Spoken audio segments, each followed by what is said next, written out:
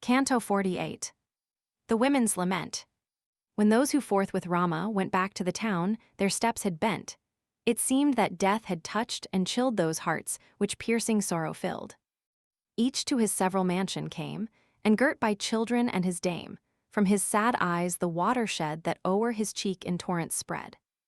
All joy was fled. Oppressed with cares, no bustling trader showed his wares.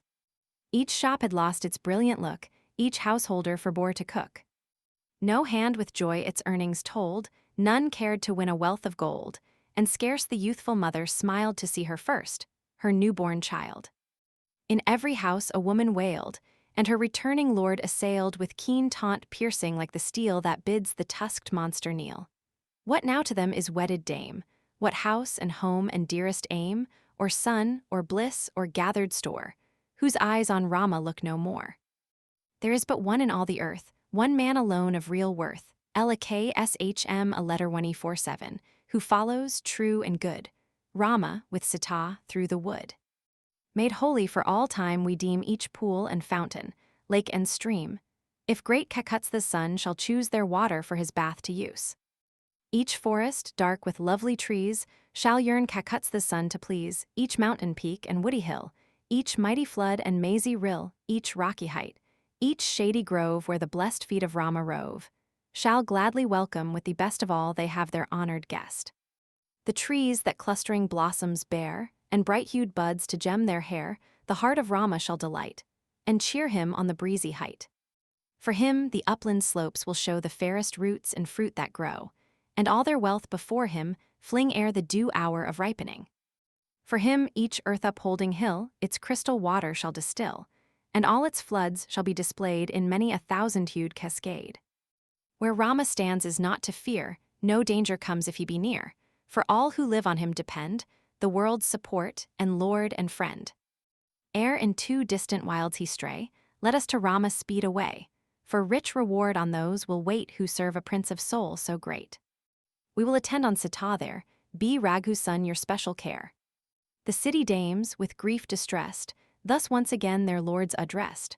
Rama shall be your guard and guide, and Sítá will for us provide. For who would care to linger here, where all is sad and dark and drear?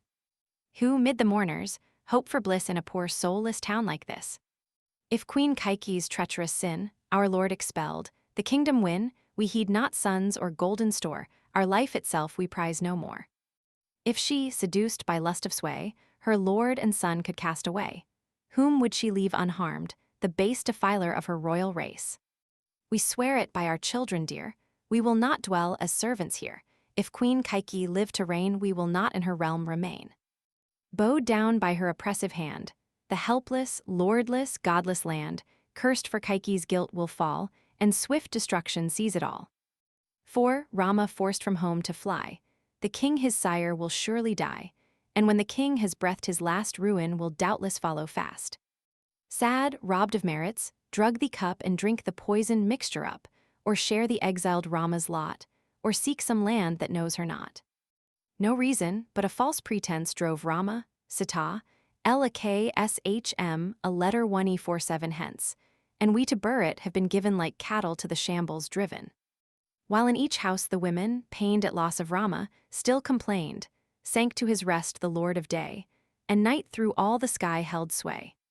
The fires of worship all were cold, no text was hummed, no tale was told, and shades of midnight gloom came down enveloping the mournful town. Still, sick at heart, the women shed, as for a son or husband fled for Rama tears, disquieted, no child was loved as he. And all Ayodhyá, where the feast, music, and song and dance had ceased, and merriment and glee, where every merchant's store was closed that erst its glittering wares exposed, was like a dried-up sea. Canto 49. The Crossing of the Rivers. Now Rama, ere the night was fled, o'er many a league of road had sped, till, as his course he onward held, the morn the shades of night dispelled. The rites of holy dawn he paid, and all the country round surveyed. He saw, as still he hurried through with steeds which swift as arrows flew, hamlets and groves with blossoms fair, and fields which showed the tiller's care, while from the clustered dwellings near the words of peasants reached his ear. Fie on our lord the king, whose soul is yielded up to love's control. Fie on the vile Kaikeyí. Shame on that malicious sinful dame, who, keenly bent on cruel deeds, no bounds of right and virtue heeds, but with her wicked art has sent so good a prince to banishment, wise, tender-hearted, ruling well his senses, in the woods to dwell. Ah, cruel king! His heart of steel for his own son no love could feel, who with the sinless Rama parts, the darling of the people's hearts. These words he heard the peasants say, who dwelt in hamlets by the way, and, lord of all the realm by right, through Kosala pursued his flight. Through the auspicious flood, at last, of Vedasruti's stream he passed, and onward to the place he sped by St. Agastya tenanted. Still on for many an hour he hied, and crossed the stream whose cooling tide rolls onward till she meets the sea, the herd-frequented Gamati. 321, borne by his rapid horses o'er, he reached that river's further shore. And Siandika, whose swan-loved stream resounded with the peacock's scream. Then, as he journeyed on his road to his Vidhan bride, he showed the populous land which Manu old to King Ikshvaku gave to hold. The glorious prince, the lord of men, looked on the charioteer, and then voiced like a wild swan, loud and clear. He spake these words and bade him hear. When shall I, with returning feet, my father and my mother meet? When shall I lead the hunt, once more in bloomy woods on Sarju's shore? Most eagerly, I long to ride urging the chase on Sarju's side. For royal saints have seen no blame in this, the monarch's matchless game. Thus speeding on, no rest or stay, Ikshvaku's son pursued his way. Oft his sweet voice the silence broke, and thus on varied themes he spoke. Canto 50. The halt under the Angudi, 322. So through the wide and fair extent of Kosala the hero went. Then toward Ayodhyá back he gazed, and cried with suppliant hands upraised, Farewell, dear city, first in place, protected by Kakutsa's race. And gods who in thy temples dwell, and keep thine ancient citadel.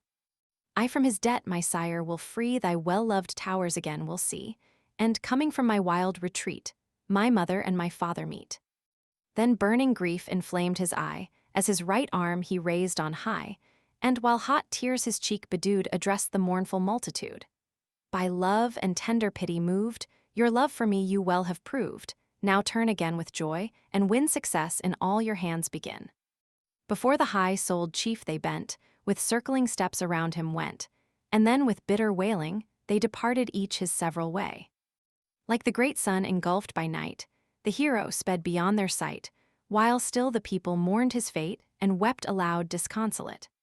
The car-born chieftain passed the bound of Kosala's delightful ground, where grain and riches bless the land, and people give with liberal hand, a lovely realm unvexed by fear, where countless shrines and stakes, 323 appear, where mango groves and gardens grow, and streams of pleasant water flow, where dwells content a well-fed race, and countless kind the meadows grace, filled with the voice of praise and prayer, each hamlet worth a monarch's care. Before him, three-pathed Ganga rolled her heavenly waters bright and cold, o'er her pure breast no weeds were spread, her banks were hermit visited. The car-born hero saw the tide that ran with eddies multiplied, and thus the charioteer addressed, Here on the bank today we rest. Not distant from the river, see. There grows a lofty Angudi with blossoms thick on every spray, there rest we, charioteer, today. I on the queen of floods will gaze, whose holy stream has highest praise, where deer and bird and glittering snake, God Daitya, barred their pastime take. Sumantra, LKSHM, a letter 1E47 gave assent, and with the steeds they thither went. When Rama reached the lovely tree, with Sítá and with LKSHM, a letter 1E47, he alighted from the car. With speed Sumantra loosed each weary steed. And hand to hand in reverence laid, stood near to Rama in the shade. Rama's dear friend, renowned by fame, who of Nishada lineage came, Gyuha, the mighty chief, adored through all the land as sovereign lord. Soon as he heard that prince renowned was resting on Nishada ground, begirt by counselor and peer, and many an honored friend drew near. Soon as the monarch came in view, Rama, and LKSHM, a letter 1E47, toward him flew. Then Gyuha, at the sight distressed, his arms around the hero pressed, laid both his hands upon his head, bowed to those lotus feet, and said, O Rama, make thy wishes known, and be this kingdom as thine own. Who, mighty armed, will ever see a guest so dear as thou to me? He placed before him dainty fare of every flavor, rich and rare, brought forth the gift for honored guest, and thus again the chief addressed. Welcome, dear prince, whose arms are strong these lands and all to thee belong. Thy servants we, our lord art thou begin, good king, thine empire now. See, various food before thee placed, and cups to drink and sweets to taste for thee soft beds are hither borne, and for thy horses grass and corn. To Gyuha as he pressed and prayed, thus Raghu's son his answer made. 'Twas I thy care my heart to please with honor, love, and courtesies, and friendship brings thee now to greet thy guest thus humbly on thy feet. Again the hero spake, as round the king his shapely arms he wound. Gyuha, I see that all is well with thee and those who with thee dwell, that health and bliss and wealth attend thy realm, thyself, and every friend. But all these friendly gifts of thine, bound to refuse, I must decline. Grass, bark, and hide my only wear, and woodland roots and fruit my fare, on duty all my heart is set, I seek the woods and anchor it. A little grass and corn to feed the horses, this is all I need. So by this favor, king, alone shall honor due to me be shown. For these good steeds who brought me here are to my sire supremely dear, and kind attention paid to these will honor me and highly please. Then Gyuha quickly bade his train give water to the steeds and grain. And Rama, ere the night grew dark, paid evening rites in dress of bark, and tasted water on the strand, drawn from the stream by Lakshman, a letter 1E47's hand. And Lakshman, a letter 1E47 with observance meet bathed his beloved brother's feet, who rested with his Maithil spouse, then sat him down neath distant boughs. And Gyuha with his bow sat near to Lakshman, a letter 1E47 and the charioteer, and with the prince conversing kept his faithful watch while Rama slept. As Dasaratha's glorious heir, of lofty soul and wisdom rare, reclining with his Sítá there beside the river lay. He who no troubles e'er had seen, whose life a life of bliss had been, that night beneath the branches green passed pleasantly away. Canto 51. Lakshman's Lament. As Lakshman, a letter 1E47 still his vigil held by unaffected love impelled Gyuha, whose heart the sight distressed, with words like these the prince addressed. Beloved youth, this pleasant bed was brought for thee is spread on this, my prince, thine eyelids close, and heal fatigue with sweet repose. My men are all to labor trained, but hardship thou hast ne'er sustained. All we this night our watch will keep, and guard Kaikeyí's son asleep. In all the world, there breathes not one more dear to me than Raghu's son. The words I speak, heroic youth, are true, I swear it by my truth. Through his dear grace supreme renown will, so I trust, my wishes crown. So shall my life rich store obtain of merit, blessed with joy and gain. While Raghu's son and Sítá lie entranced in happy slumber, I will, with my trusty bow in hand, guard my dear friend with all my band. To me, who oft these forests range, is naught therein or new or strange. We could with equal might oppose a fourfold army led by foes. Then royal Lakshman, a letter 1E47 made reply. With thee to stand as guardian nigh, whose faithful soul regards the right, fearless we well might rest tonight.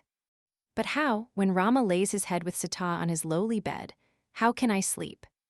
How can I care for life, or aught that's bright and fair? Behold the conquering chief, whose might is match for gods and fiends in fight. With Sítá now, he rests his head asleep on grass beneath him spread.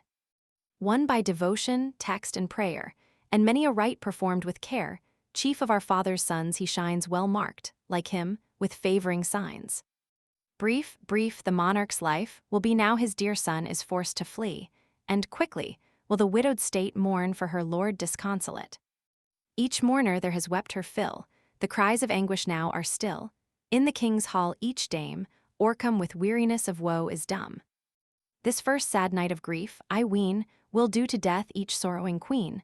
Scarce is Ayodhyá left alive, my mother, too, can scarce survive. If when her heart is fain to break, she lingers for Satrugna's sake, Ayodhyá, mother of the chief, must sink beneath the chilling grief. That town which countless thousands fill, whose hearts with love of Rama thrill, the world's delight, so rich and fair, grieved for the king, his death will share. The hopes he fondly cherished crossed Ayodhya's throne to Rama lost, with mournful cries, too late, too late. The king my sire will meet his fate. And when my sire has passed away, most happy in their lot are they, allowed, with every pious care, part in his funeral rites to bear. And oh, may we with joy at last, these years of forest exile past, turn to Ayodhya's town to dwell with him who keeps his promise well.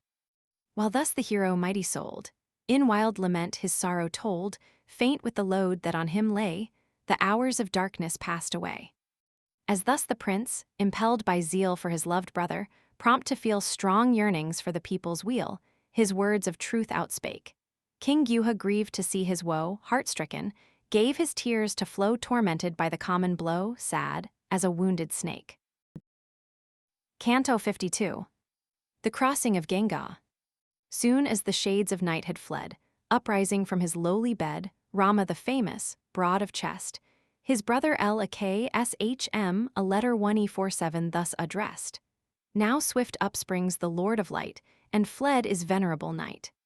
That dark-winged bird the Kyle now is calling from the topmost bough, and sounding from the thicket nigh is heard the peacock's early cry. Come, cross the flood that seeks the sea, the swiftly flowing Jahnavi. 324. King Gyuha heard his speech, agreed, and called his minister with speed. A boat, he cried, swift, strong, and fair, with rudder, oars, and men, prepare, and place it ready by the shore to bear the pilgrims quickly o'er. Thus Gyuha spake. His followers all bestirred them at their master's call, then told the king that ready-manned a gay boat waited near the strand. Then Gyuha, hand to hand applied, with reverence thus to Rama cried, the boat is ready by the shore, how, tell me, can I aid thee more? O Lord of men, it waits for thee to cross the flood that seeks the sea. O godlike keeper of thy vow, embark, the boat is ready now. Then Rama, Lord of glory high, thus to King Gyuha made reply. Thanks for thy gracious care, my lord, now let the gear be placed on board. Each bow-armed chief, in mail encased, bound sword and quiver to his waist, and then with Sítá near them hide down the broad river's shelving side. Then with raised palms the charioteer, in lowly reverence drawing near, cried thus to Rama good and true, now what remains for me to do? With his right hand, while answering the hero touched his friend. Go back, he said, and on the king with watchful care attend. Thus far, Sumantra, thou wast guide now to Ayodhyá turn, he cried. Hence seek we leaving steeds and car, on foot the wood that stretches far. Sumantra, when with grieving heart, he heard the hero bid him part, thus to the bravest of the brave Ikshvaku's son, his answer gave. In all the world men tell of naught, to match thy deed, by heroes wrought, thus with thy brother and thy wife thrall-like to lead a forest life. No meet reward of fruit repays thy holy lore, thy saint-like days, thy tender soul, thy love of truth, if woe like this afflicts thy youth. Thou, roaming under forest boughs with thy dear brother, and thy spouse, shalt richer meed of glory gain, than if 3 worlds confess thy reign. Sad is our fate, O Rama. We abandoned and repelled by thee must serve as thralls Kaikeyí's will, imperious, wicked, born to ill. Thus cried the faithful charioteer, as Raghu's son, in reed his peer, was fast departing on his road, and long his tears of anguish flowed. But Rama, when those tears were dried his lips with water purified, and in soft accents, sweet and clear, again addressed the charioteer. I find no heart, my friend, like thine, so faithful to Ikshvaku's line. Still first in view this object keep, that ne'er for me my sire may weep. For he, the world's far-ruling king, is old, and wild with sorrow's sting, with love's great burthen worn and weak. Deem this the cause that thus I speak whate'er the high-souled king decrees his loved Kaikeyí's heart to please. Yea, be his order what it may, without demur thou must obey, for this alone great monarch's reign, that ne'er a wish be formed in vain. Then, O Sumantra, well provide that by no check the king be tried, nor let his heart in sorrow pine. This care, my faithful friend, be thine. The honored king my father greet, and thus for me my words repeat to him whose senses are controlled, untired till now by grief and old. I, Sítá Lakshman a letter 1E47 sorrow not, O monarch, for our altered lot, the same to us if here we roam or if Ayodhyá be our home, the 14 years will quickly fly. The happy hour will soon be nigh when thou, my lord, again shalt see Lakshman a letter 147, the Maythil dame and me. Thus having soothed, O charioteer, my father and my mother dear, let all the queens my message learn, but to Kaikeyí chiefly turn. With loving blessings from the three, from Lakshman a letter 147, Sítá, and from me my mother, Queen Ayodhyá, greet with reverence to her sacred feet. And add this prayer of mine. O king, send quickly forth and Burrit bring, and set him on the royal throne which thy decree has made his own. When he upon the throne is placed, when thy fond arms are round him laced, thine aged heart will cease to ache with bitter pangs for Rama's sake.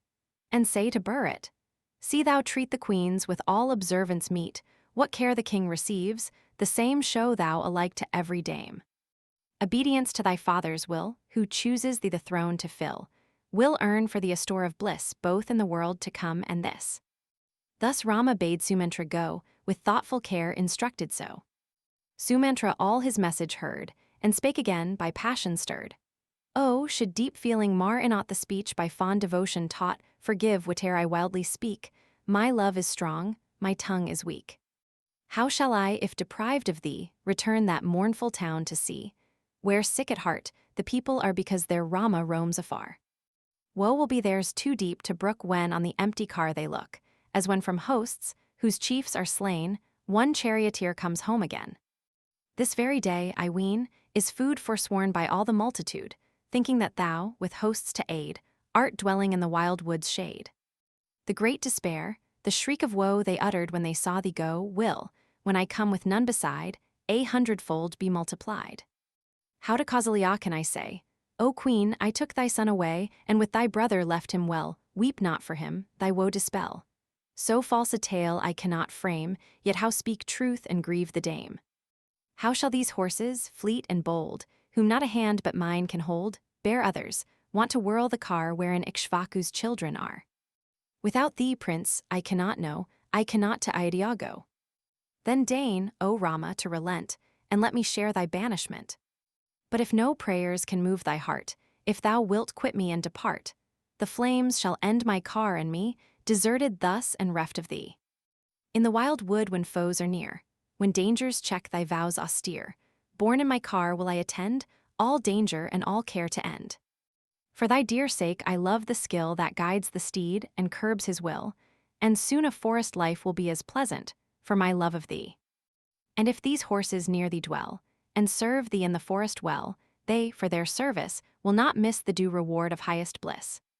Thine orders, as with thee I stray, will I with heart and head obey, prepared, for thee, without a sight to lose Ayodhyá or the sky. As one defiled with hideous sin I never more can pass within Ayodhyá, city of our king, unless beside me thee I bring. One wish is mine, I ask no more that, when thy banishment is o'er I in my car may bear my lord triumphant, to his home restored. The 14 years, if spent with thee, will swift as light-winged moments flee, but the same years, without thee told, were magnified 100-fold. Do not, kind lord, thy servant leave, who to his master's son would cleave, and the same path with him pursue devoted, tender, just and true. Again Sumantra made his varied plaint, and wept and prayed. Him Raghu's son, whose tender breast felt for his servants, thus addressed, O faithful servant, well my heart knows how attached and true thou art. Hear thou the words I speak, and know why to the town I bid thee go. Soon as Kaikeyí, youngest queen, thy coming to the town has seen, no doubt will then her mind oppress that Rama roams the wilderness. And so the dame, her heart content with proof of Rama's banishment, will doubt the virtuous king no more as faithless to the oath he swore. Chief of my cares is this, that she youngest amid the queens, may see Bharat her son securely reign o'er rich Ayodhya's wide domain. For mine and for the monarch's sake do thou thy journey homeward take, and, as I bade, repeat each word that from my lips thou here hast heard. Thus spake the prince, and strove to cheer the sad heart of the charioteer, and then to royal Gyuha said these words most wise and spirited. Gyuha, dear friend, it is not meet that people throng my calm retreat, for I must live a strict recluse, and mold my life by hermits' use. I now the ancient rule, except by good ascetics gladly kept. I go, bring fig tree juice that, in matted coils my hair may tie. Quick Gyuha hastened to produce, for the king's son, that sacred juice. Then Rama of his long locks made, and Lakshman a letter 1E47S2, the hermit braid. And the two royal brothers there, with coats of bark and matted hair, transformed in lovely likeness, stood to hermit saints who love the wood. So Rama, with his brother bold, a pious anchorite enrolled, obeyed the vow which hermits take, and to his friend King Gyuha spake, May people, treasure, army share, and fenced forts thy constant care, attend to all. Supremely hard the sovereign's task, to watch and guard. Ikshvaku's son, the good and brave, this last farewell to Gyuha gave. And then, with Lakshman a letter 1E47 and his bride, determined on his way he hied. Soon as he viewed upon the shore, the bark prepared to waft them o'er impetuous Ganga's rolling tide to Lakshman a letter 1E47. Thus the chieftain cried, Brother, embark. Thy hand extend, thy gentle aid to Sítá lend, with care her trembling footsteps guide, and place the lady by thy side. When Lakshman a letter 1E47 heard, prepared to aid, his brother's words he swift obeyed. Within the bark he placed the dame, then to her side the hero came. Next Lakshman a letter 1E47's elder brother, lord of brightest glory, when on board breathing a prayer for blessings, meet for priest or warrior to repeat. Then he and Carborn Lakshman a letter 1E47 bent, well pleased their heads, most reverent their hands with Sítá having dipped, as scripture bids and water sipped, farewell to wise Sumentra said, and Gyuha with the train he led. So Rama took on board his stand, and urged the vessel from the land. Then swift by vigorous arms impelled her onward course the vessel held, and guided by the helmsman, through the dashing waves of Ganga flew. Halfway across the flood they came, when Sítá, free from spot and blame, her reverent hands together pressed, the goddess of the stream addressed. May the great chieftain here who springs from Dasaratha, best of kings, protected by thy care, fulfill his prudent father's royal will. When in the forest he has spent his 14 years of banishment, with his dear brother, and with me his home again my lord shall see. Returning on that blissful day, I will to thee mine offerings pay, dear queen, whose waters gently flow, who canst all blessed gifts bestow. For three-pathed queen, though wandering here, thy waves descend from Brahma's sphere. Spouse of the god o'er floods supreme, though rolling here thy glorious stream. To thee, fair queen, my head shall bend, to thee shall hymns of praise ascend, when my brave lord shall turn again, and joyful o'er his kingdom reign. To win thy grace, O queen divine, 100,000 fairest kine, and precious robes and finest meal among the Brahmins will I deal. 100 jars of wine shall flow. When to my home, O queen, I go with these and flesh and corn and rice, will I, delighted, sacrifice. Each hallowed spot, each holy shrine that stands on these fair shores of thine, each fane and altar on thy banks, shall share my offerings and thanks. With me and Lakshman a letter 1E47, free from harm, may he the blameless, strong of arm, reseek Ayodhyá from the wild, O blameless lady undefiled. As, praying for her husband's sake, the faultless dame to Ganga spake, to the right bank the vessel flew with her, whose heart was right and true. Soon as the bark had crossed the wave, the lion leader of the brave, leaving the vessel on the strand, with wife and brother leapt to land. Then Rama thus the prince addressed, who filled with joy Sumitra's breast, Be thine alike to guard and aid in peopled spot, in lonely shade. Do thou, Sumitra's son, proceed, let Sítá walk where thou shalt lead. Behind you both my place shall be, to guard the Maithil dame and thee. For she, to woe a stranger yet, no toil or grief till now has met, the fair Vidhan will essay the pains of forest life today. Today her tender feet must tread rough rocky wilds around her spread. No tilth is there, no gardens grow, no crowding people come and go. The hero ceased, and Lakshman a letter 1E47 led obedient to the words he said, and Sítá followed him, and then came Raghu's pride, the lord of men. With Sítá walking o'er the sand they sought the forest, bow in hand, but still their lingering glances threw where yet Sumentra stood in view. Sumentra, when his watchful eye the royal youths no more could spy, turned from the spot, whereon he stood homeward with Gyuha from the wood. Still on the brothers forced their way, where sweet birds sang on every spray, though scarce the eye a path could find mid-flowering trees where creepers twined.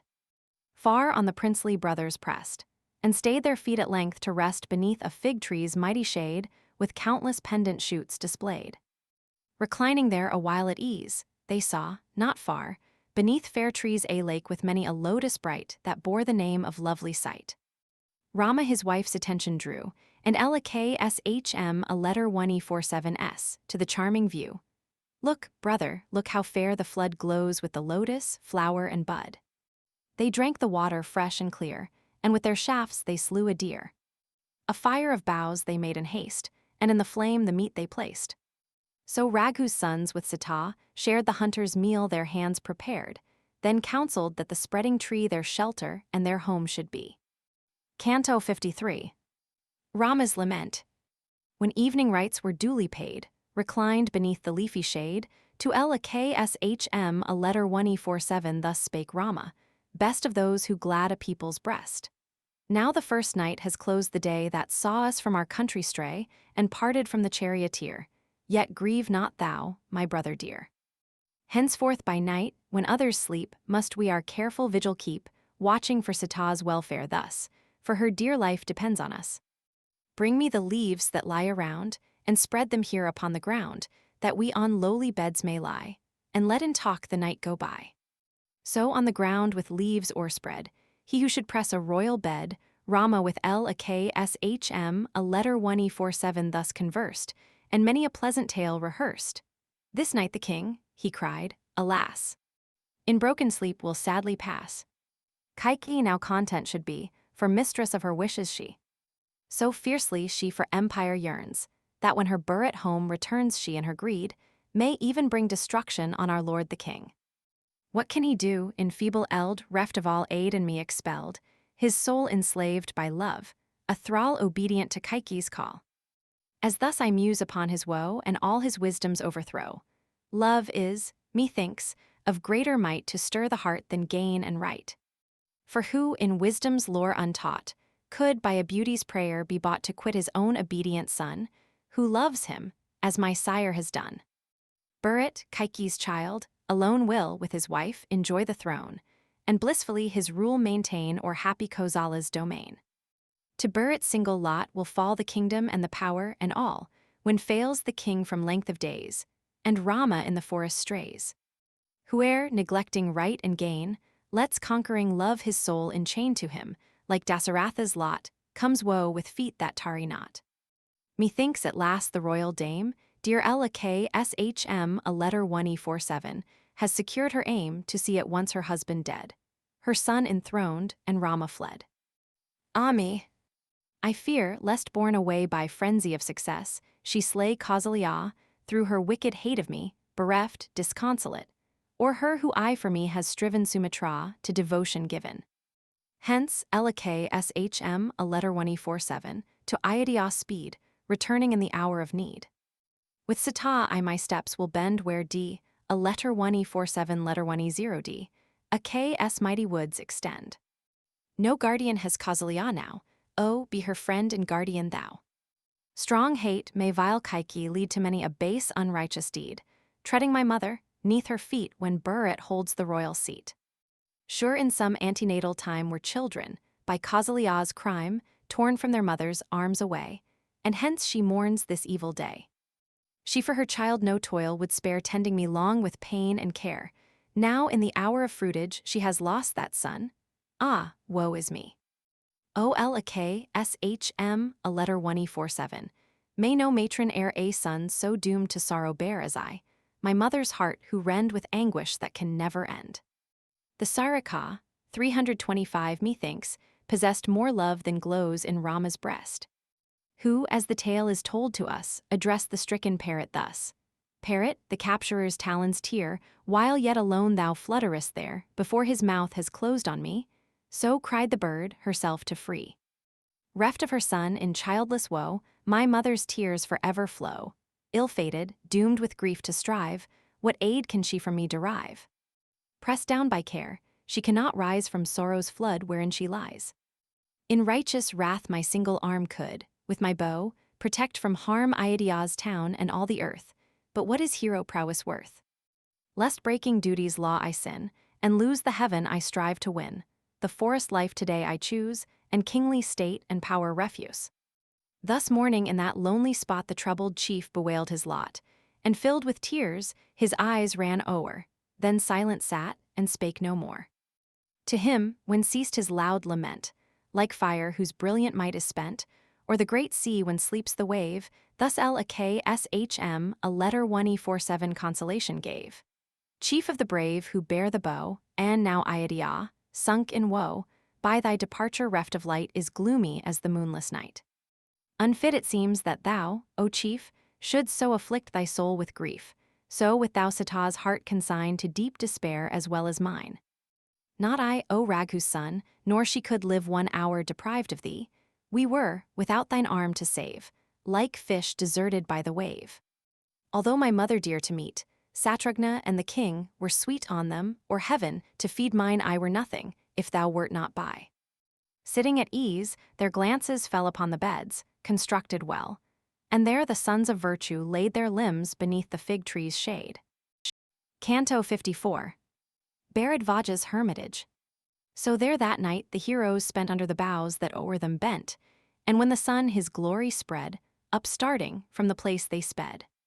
Unto that spot they made their way, through the dense wood that round them lay, where Yamuna's 326 swift waters glide to blend with Ganga's holy tide. Charmed with the prospect, ever new the glorious heroes wandered through full many a spot of pleasant ground, rejoicing as they gazed around, with eager eye and heart at ease, on countless sorts of flowery trees.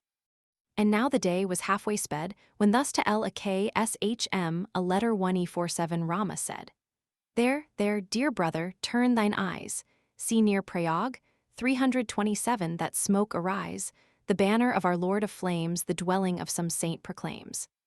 Near to the place our steps we bend, where Yamuna and Ganga blend. I hear and mark the deafening roar, when chafing floods together pour. See, near us on the ground are left dry logs, by laboring woodmen cleft, and the tall trees, that blossom near Saint Bharadvaja's home, appear. The bow-armed princes onward passed, and as the sun was sinking fast, they reached the hermit's dwelling, set near where the rushing waters met. The presence of the warrior scared the deer and birds as on he fared, and struck them with unwonted awe, then Bharadvaja's cot they saw. The high-souled hermit soon they found girt by his dear disciples round, calm saint, whose vows had well been wrought, whose fervent rites keen sight had bought. Duly had flames of worship blazed when Rama on the hermit gazed, his suppliant hands the hero raised, drew nearer to the holy man with his companions, and began declaring both his name and race, and why they sought that distant place. Saint, Dasaratha's children we, Rama and Lakshman a letter 1E47, come to thee. This my good wife from Janak springs, the best of fair Vidha's kings, through lonely wilds, a faultless dame, to this pure grove with me she came. My younger brother follows still me banished by my father's will, Sumitra's son, bound by a vow, he roams the wood beside me now. Sent by my father forth to rove, we seek, O saint, some holy grove, where lives of hermits we may lead, and upon fruits and berries feed. When Bharadvaja, prudent-souled, had heard the prince's tale unfold, water he bade them bring, a bull and honor gifts in dishes full, and drink and food of varied taste, berries and roots before him placed, and then the great ascetic showed a cottage for the guests' abode. The saint these honors gladly paid to Rama who had thither strayed, then compass sat by birds and deer, and many a hermit resting near. The prince received the service kind, and sat him down rejoiced in mind.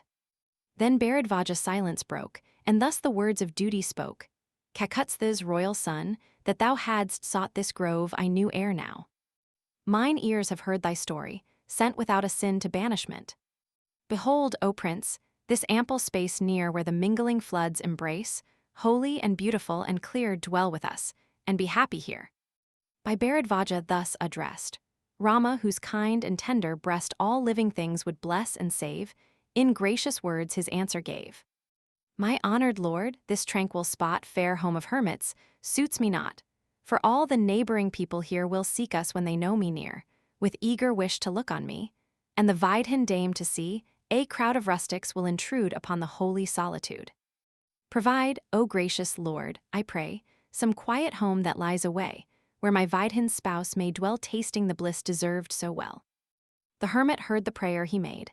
While in earnest thought he stayed, and then in words like these expressed his answer to the chief's request. 10 leagues away there stands a hill where thou mayst live, if such thy will, a holy mount, exceeding fair. Great saints have made their dwelling there. Their great langurs, 328 in thousands play, and bears amid the thickets stray. Wide known by Chitr acute letter 160 a s name, it rivals Gandamatins, 329 fame. Long as the man that hill who seeks gazes upon its sacred peaks, to holy things his soul he gives and pure from thought of evil lives. There, while 100 autumns fled, has many a saint with hoary head spent his pure life and won the prize by deep devotion in the skies.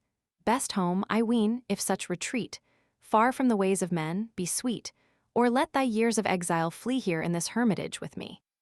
Thus Bharadvaja spake, and trained in lore of duty, entertained the princes and the dame, and pressed his friendly gifts on every guest. Thus to Prayag the hero went, thus saw the saint praeminent, and varied speeches heard and said, then holy night o'er heaven was spread. And Rama took, by toil oppressed, with Sítá and his brother, rest, and so the night, with sweet content, in Bharadvaja's grove was spent. But when the dawn dispelled the night, Rama approached the anchorite, and thus addressed the holy sire whose glory shone like kindled fire. Well have we spent, O truthful sage, the night within thy hermitage.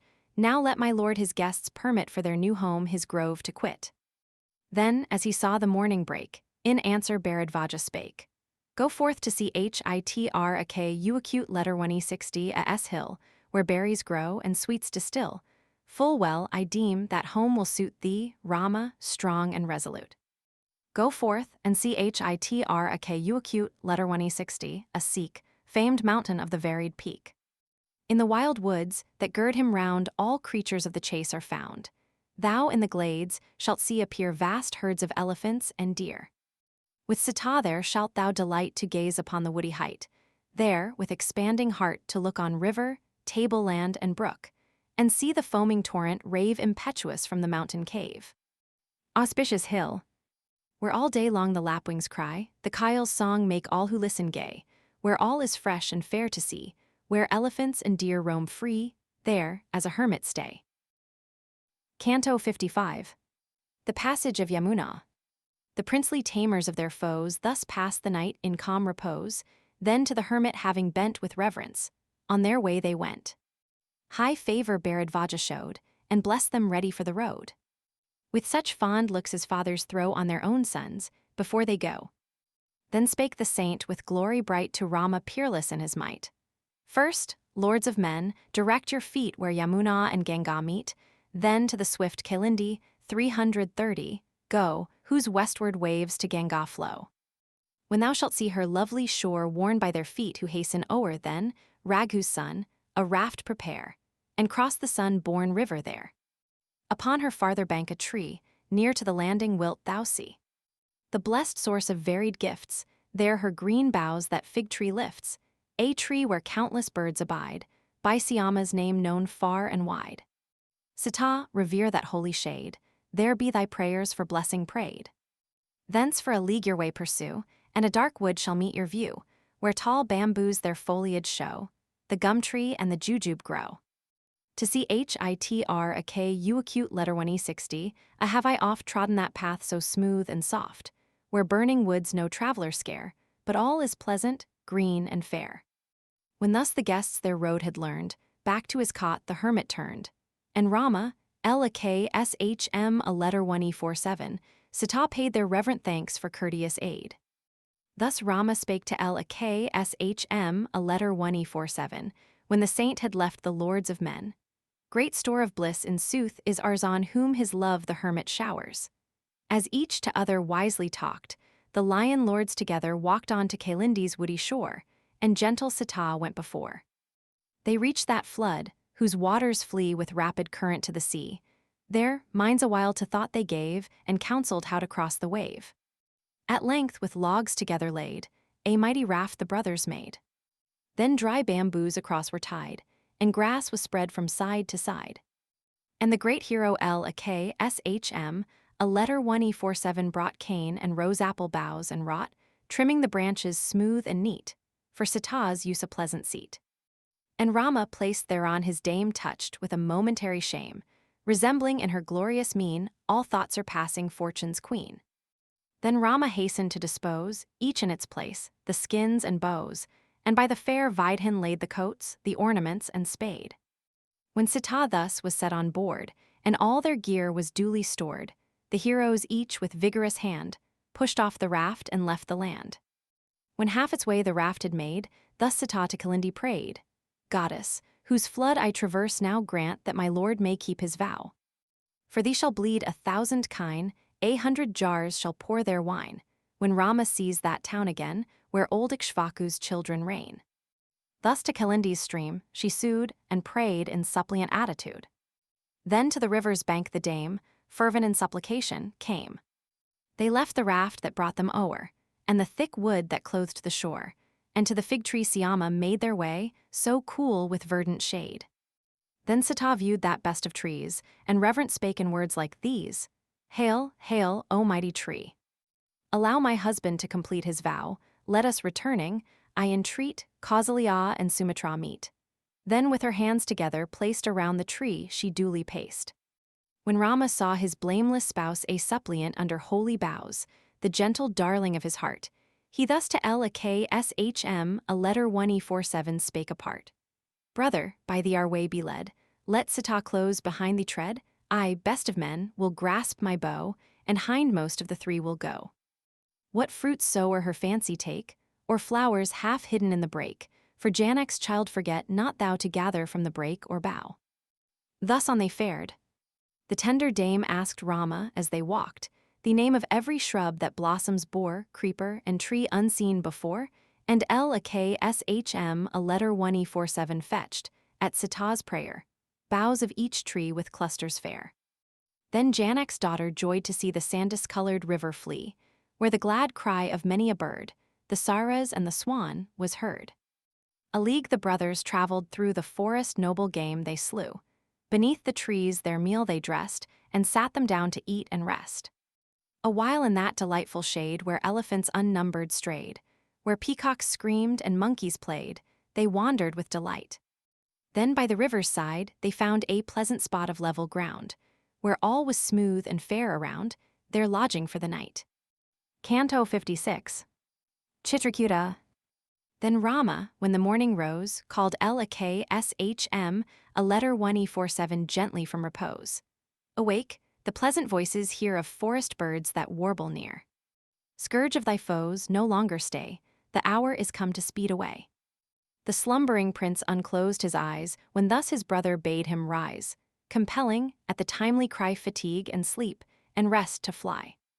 The brothers rose, and Sitá too, pure water from the stream they drew, paid morning rites, then followed still the road to see Hitraku letter 1E60 a hill.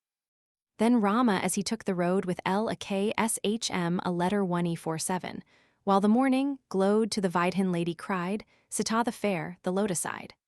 Look round thee, dear, each flowery tree touched with the fire of morning see, the kinsuk, now the frosts are fled, how glorious with his wreaths of red. The bell trees see, so loved of men, hanging their boughs in every glen. Orburthened with their fruit and flowers, a plenteous store of food is ours. See Lakshman, a letter 1E47, in the leafy trees where they make their home. Down hangs, the work of laboring bees, the ponderous honeycomb. In the fair wood before us spread the startled wildcock cries, hark, where the flowers are soft to tread, the peacock's voice replies.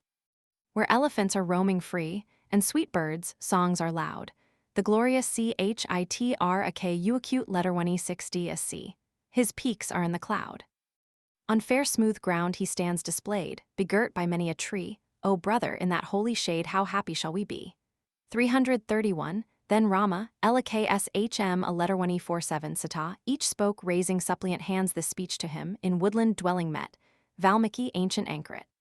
O saint, this mountain takes the mind, with creepers, trees of every kind with fruit and roots abounding thus, a pleasant life it offers us. Here for a while we fain would stay, and pass a season blithe and gay. Then the great saint, in duty trained, with honor gladly entertained. He gave his guests a welcome fare, and bade them sit and rest them there. Ráma of mighty arm and chest his faithful Lakshman a letter 1E47 then addressed. Brother, bring hither from the wood selected timber strong and good, and build therewith a little cot. My heart rejoices in the spot that lies beneath the mountain's side, remote, with water well supplied. Sumitra's son his words obeyed, brought many a tree, and deftly made, with branches in the forest cut, as Ráma bade, a leafy hut. Then Ráma, when the cottage stood fair, firmly built and walled with wood, to Lakshman a letter 1E47 spake, whose eager mind to do his brothers will inclined. Now, Lakshman a letter 1E47 as our cot is made, must sacrifice be duly paid by us, for lengthened life who hope, with venison of the antelope. Away, O bright-eyed Lakshman a letter 1E47, speed, struck by thy bow a deer must bleed. As Scripture bids, we must not slight the duty that commands the right. Lakshman a letter 1E47, the chief whose arrows laid his foeman low, his word obeyed, and Ráma thus again addressed the swift performer of his hest. Prepare the venison thou hast shot, to sacrifice for this our cot. Haste, brother dear, for this the hour, and this the day of certain power. Then glorious Lakshman a letter 1E47 took the buck his arrow in the wood had struck, bearing his mighty load he came, and laid it in the kindled flame. Soon as he saw the meat was done, and that the juices ceased to run from the broiled carcass, Lakshman a letter 1E47 then spoke thus to Ráma best of men. The carcass of the buck, entire, is ready dressed upon the fire. Now be the sacred rites begun to please the god, thou godlike one. Ráma the good, in ritual trained, pure from the bath, with thoughts restrained, hasted those verses to repeat which make the sacrifice complete. The host celestial came in view, and Ráma to the cot withdrew, while a sweet sense of rapture stole through the unequaled hero's soul. He paid the Visvadevas, 332 due. And Rudra's right, and Vish letter 1E47 US2, nor wanted blessings, to protect their new-built home, did he neglect. With voice repressed he breathed the prayer, bathed duly in the river fair, and gave good offerings that remove the stain of sin, as texts approve. And many an altar there he made, and shrines, to suit the holy shade, all decked with woodland chaplets sweet, and fruit and roots and roasted meat, with muttered prayer, as texts require, water and grass and wood and fire. So Ráma, Lakshman a letter 1E47, Sítá paid their offerings to each god and shade, and entered then their pleasant cot that bore fair signs of happy lot. They entered, the illustrious three, the well-set cottage, fair to see, roofed with the leaves of many a tree, and fenced from wind and rain, so, at their father Brahma's call, the gods of heaven, assembling all, to their own glorious council hall advance in shining train. So, resting on that lovely hill, near the fair lily-covered rill, the happy prince forgot, surrounded by the birds and deer, the woe, the longing, and the fear that gloom the exile's lot. Canto 57. Sumantra's return. When Ráma reached the southern bank, King Gyuha's heart with sorrow sank. He with Sumantra talked, and spent with his deep sorrow, homeward went. Sumantra, as the king decreed, yoked to the car each noble steed, and to Ayodhya's city sped with his sad heart disquieted. On lake and brook and scented grove his glances fell. As on he drove, city and village came in view as o'er the road his coursers flew. On the third day the charioteer, when now the hour of night was near, came to Ayodhya's gate, and found the city all in sorrow drowned. To him, in spirit quite cast down, forsaken seemed the silent town, and by the rush of grief oppressed he pondered in his mournful breast. Is all Ayodhya burnt with grief, steed, elephant, and man, and chief? Does her loved Rama's exile so afflict her with the fires of woe? Thus as he mused, his steeds flew fast, and swiftly through the gate he passed. On drove the charioteer, and then in hundreds, yea in thousands, men ran to the car from every side, and, "Ráma, where is Ráma?" cried. Sumantra said, "My chariot bore the duteous prince to Ganga's shore. I left him there at his behest, and homeward to Ayodhyá pressed. Soon as the anxious people knew that he was o'er the flood, they drew deep sighs, and crying, Rama. All wailed, and big tears began to fall. He heard the mournful words prolonged, as here and there the people thronged. Woe, woe for us, forlorn, undone, no more to look on Raghu's son. His like again we ne'er shall see, of heart so true, of hand so free, in gifts, in gatherings for debate, when marriage pomps we celebrate, what should we do? What earthly thing can rest, or hope, or pleasure bring? Thus the sad town, which Rama kept as a kind father, wailed and wept. Each mansion, as the car went by, sent forth a loud and bitter cry, as to the window every dame, mourning for banished Rama, came. As his sad eyes with tears o'erflowed, he sped along the royal road to Dasaratha's high abode. There leaping down his car he stayed, within the gates his way he made, through 7 broad courts he onward hied where people thronged on every side. From each high terrace, wild with woe, the royal ladies flocked below. He heard them talk in gentle tone, as each for Rama made her moan. What will the charioteer reply to Queen Kausalia's eager cry? With Rama from the gates he went, homeward alone, his steps are bent. Hard is a life with woe distressed, but difficult to win is rest, if, when her son is banished, still she lives beneath her load of ill. Such was the speech Sumantra heard from them, whom grief unfeigned had stirred. As fires of anguish burnt him through, swift to the monarch's hall he drew, past the 8th court. There met his sight, the sovereign in his palace bright, still weeping for his son, forlorn, pale, faint, and all with sorrow worn. As there he sat, Sumantra bent and did obeisance reverent, and to the king repeated o'er the message he from Rama bore. The monarch heard, and well nigh brake his heart, but yet no word he spake. Fainting to earth he fell, and dumb, by grief for Rama overcome. Rang through the hall a startling cry, and women's arms were tossed on high, when, with his senses all astray upon the ground, the monarch lay. Kausalya, with Sumitra's aid, raised from the ground her lord dismayed. Sire, of high fate, she cried, oh, why dost thou no single word reply to Rama's messenger who brings news of his painful wanderings? The great injustice done, art thou shame-stricken for thy conduct now? Rise up and do thy part, bestow comfort and help in this our woe. Speak freely, king, dismiss thy fear, for Queen Kaikeyí stands not near afraid of whom thou wouldst not seek tidings of Rama. Freely speak. When the sad queen had ended so, she sank, insatiate in her woe, and prostrate lay upon the ground, while her faint voice by sobs was drowned.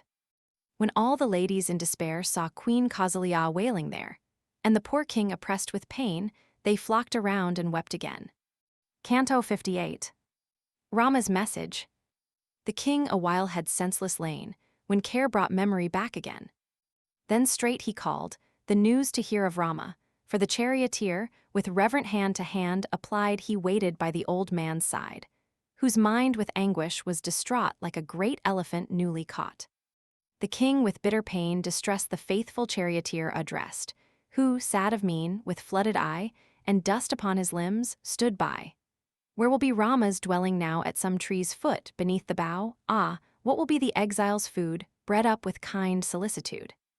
Can he, long lapped in pleasant rest, unmeet for pain, by pain oppressed, son of earth's king, his sad night spend earth-couched as one that has no friend?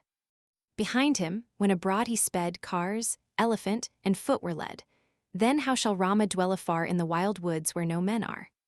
How, tell me, did the princes there, with Sítá good and soft and fair alighting from the chariot, tread the forest wilds around them spread? A happy lot is thine, I ween, whose eyes my 2 dear sons have seen seeking on foot the forest shade, like the bright twins to view displayed, the heavenly Asvins, when they seek the woods that hang 'neath Mandar's peak. What words, Sumantra, quickly tell from Rama, LKSHM a letter 147, Sítá fell. How in the wood did Rama eat? What was his bed, and what his seat? Full answer to my questions give, for I on thy replies shall live, as with the saints Yayati held sweet converse, from the skies expelled.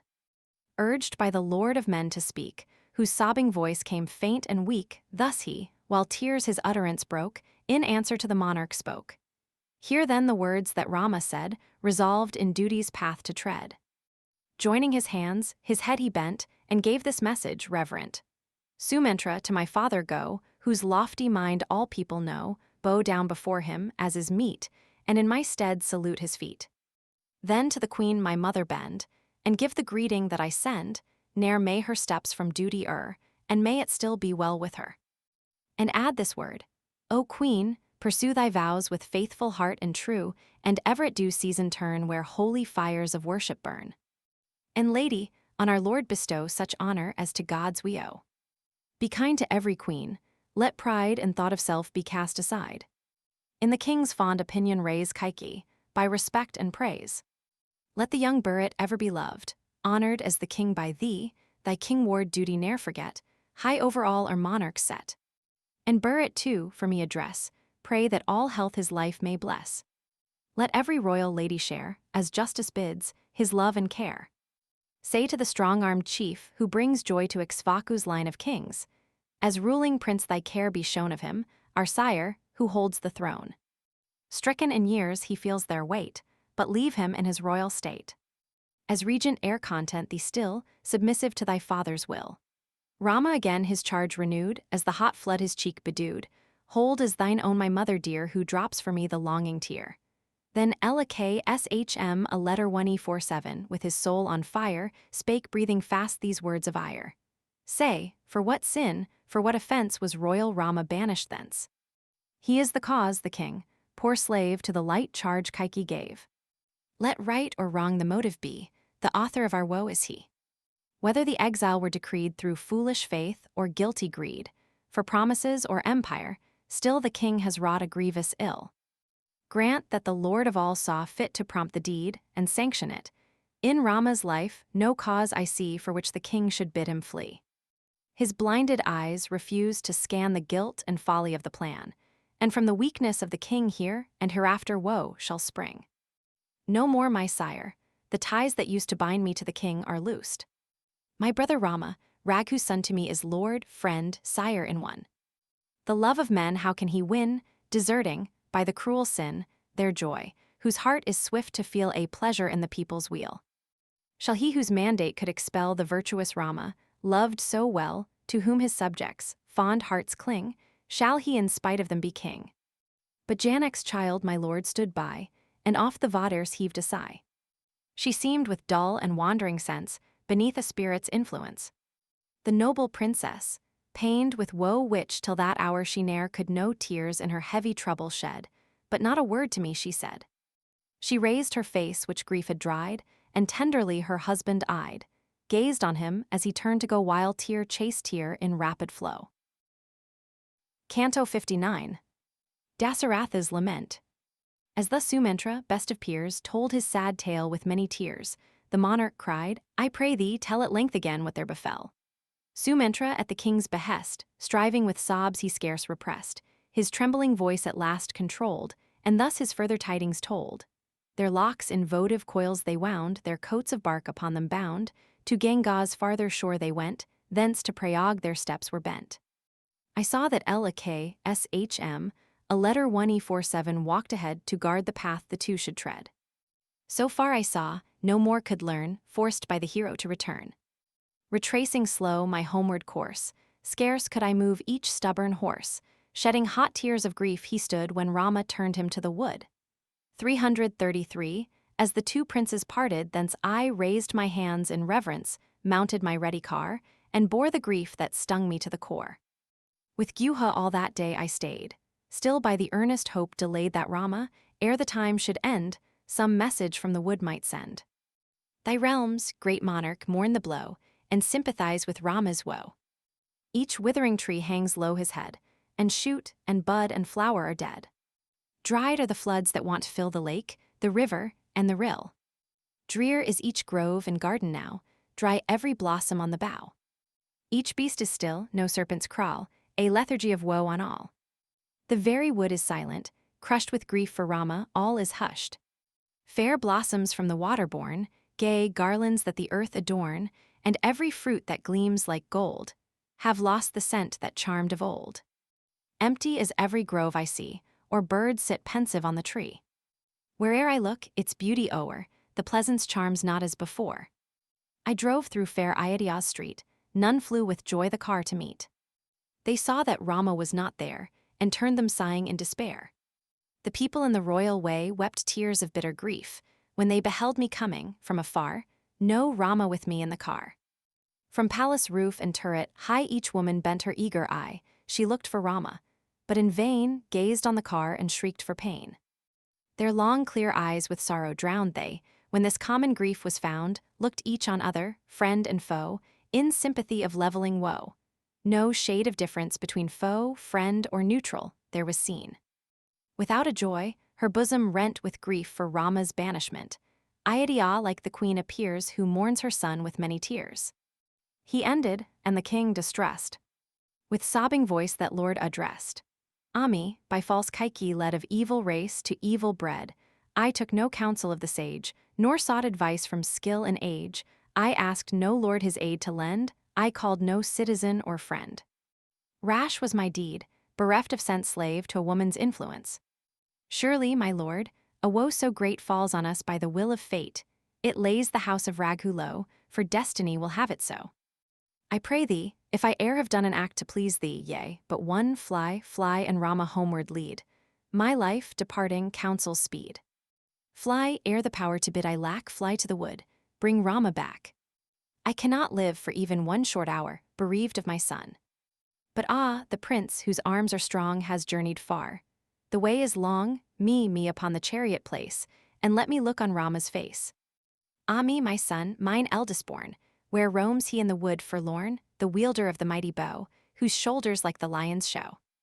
Oh, ere the light of life be dim, take me to Sítá and to him. O Rama, Lakshman a letter 1E47, and O thou dear Sítá, constant to thy vow, beloved ones, you cannot know that I am dying of my woe. The king to bitter grief a prey, that drove each wandering sense away, sunk in affliction's sea, too wide to traverse in his anguish cried.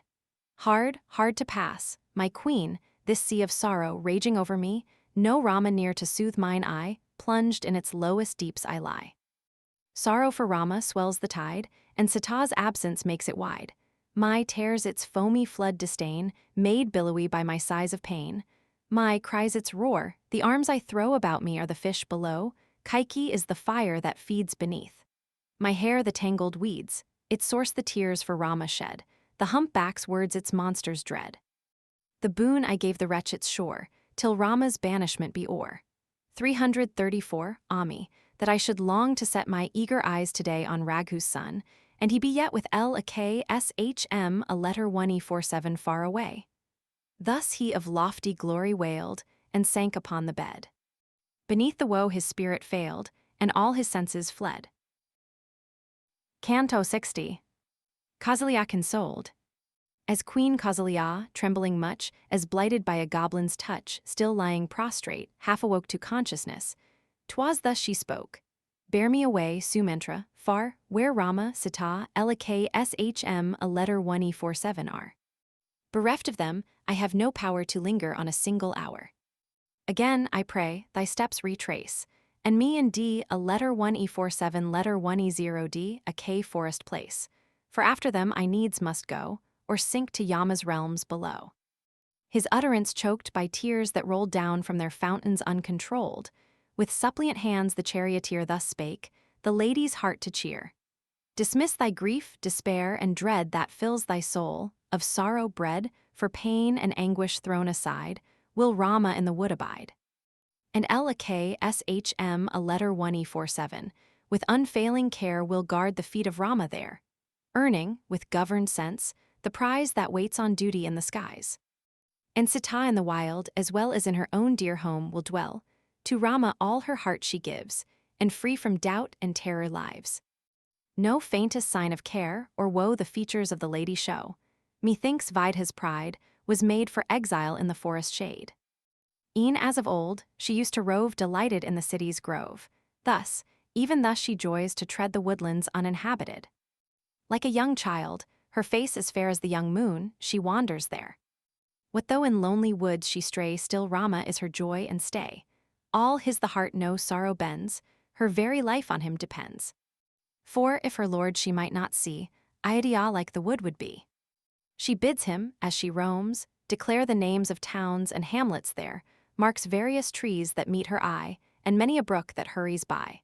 And Janak's daughter seems to roam 1 little league away from home, when Rama or his brother speaks and gives the answer that she seeks. This lady I remember well, nor angry words have I to tell, reproaches at Kaikeyí shot, such, queen, my mind remembers not. The speech when Sita's wrath was high, Sumantra passed in silence by, that so his pleasant words might cheer with sweet report Kausalia's ear. Her moon-like beauty suffers not though winds be rude and suns be hot, the way, the danger, and the toil her gentle luster may not soil. Like the red lily's leafy crown, or as the fair full moon looks down, so the Vidhan lady's face still shines with undiminished grace. What if the borrowed colors throw o'er her fine feet no rosy glow? Still, with their natural tints, they spread a lotus glory where they tread. In sportive grace, she walks the ground and sweet her chiming anklet sound. No jewels clasp the faultless limb, she leaves them all for love of him. If in the woods her gentle eye a lion sees, or tiger nigh, or elephant, she fears no ill, for Rama's arm supports her still. No longer be their fate deplored, nor thine, nor that of Kausal's lord, for conduct such as theirs shall buy wide glory that can never die. For casting grief and care away, delighting in the forest, they with joyful spirits, blithe and gay, set forward on the ancient way where mighty saints have led, their highest aim, their dearest care to keep their father's honor fair, observing still the oath he sware, they roam on wild fruit fed. Thus with persuasive art he tried to turn her from her grief aside, by soothing fancies won. But still she gave her sorrow vent. Ah Rama, was her shrill lament, my love, my son, my son. Canto 61. Kausalia's Lament. When, best of all who give delight, her Rama wandered far from sight, Kausalia weeping, sore distressed, the king her husband thus addressed. Thy name, O monarch, far and wide through the 3 worlds is glorified, yet Rama's is the pitying mind. His speed is true, his heart is kind. How will thy sons, good Lord, sustain with Sítá all their care and pain? How in the wild endure distress, nursed in the lap of tenderness? How will the dear Vidhan bear the heat and cold when wandering their bread in the bliss of princely state, so young and fair and delicate? The large-eyed lady, wont to eat the best of finely seasoned meat, how will she now her life sustain with woodland fare of self-sown grain? Will she, with joys encompassed long, who loved the music and the song, in the wild would endure to hear the ravening lion's voice of fear? Where sleeps my strong-armed hero, where, like Lord Mahendra's standard fair? Where is, by LKSHM, a letter 1E47S side, his bed, his club-like arm beneath his head? When shall I see his flower-like eyes, and face that with the lotus vise, feel his sweet lily breath, and view his glorious hair and lotus hue? The heart within my breast, I feel, is adamant or hardest steel, or in 1,000 fragments split. The loss of him had shattered it when those I love, who should be blessed, are wandering in the wood distressed, condemned their wretched lives to lead in exile by thy ruthless deed. If, when the 14 years are past, Rama reseeks his home at last, I think not Burrit will consent to yield the wealth and government. At funeral feasts, some mourners deal to kith and kin the solemn meal, and having duly fed them all, some Brahmins to the banquet call. The best of Brahmins, good and wise, the tardy summoning despise, and, equal to the gods, disdain cups, e'en of Amrit, thus to drain. Nay, e'en when Brahmins first have fed, they loathe the meal for others spread, and from the leavings turn with scorn, as bulls avoid a fractured horn. So Rama, sovereign lord of men, will spurn the sullied kingship then, he born the eldest and the best. His younger's leavings will detest, turning from tasted food away, as tigers scorn another's prey. The sacred post is used not twice, nor elements, in sacrifice. But once the sacred grass is spread, but once with oil the flame is fed. So Rama's pride will ne'er receive the royal power which others leave, like wine when tasteless dregs are left, or rites of soma juice bereft. Be sure the pride of Raghu's race will never stoop to such disgrace. The lordly lion will not bear that man should beard him in his lair. Were all the worlds against him ranged, his dauntless soul were still unchanged. He, dutiful, in duty strong, would purge the impious world from wrong.